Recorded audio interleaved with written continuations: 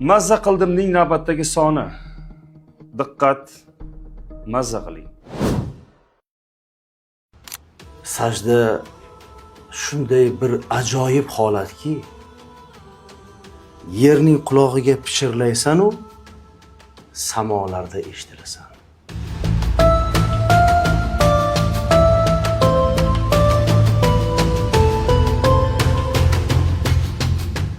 Ota-onang haq bo'lganini anglaydigan yoshga yetganingda allaqachon seni xato qilyapti deb o'ylaydigan farzandlaring yoningda bo'ladi.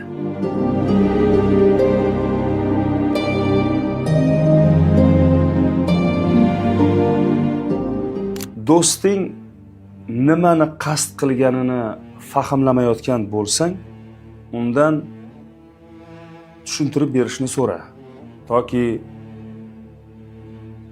shayton tarjimon bo'lishiga yo'l qo'yma.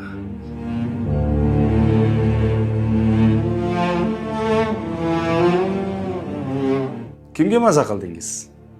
Asadullo, Baxtiyor yoki Akmal? Izohlarda albatta javoblaringizni yozing.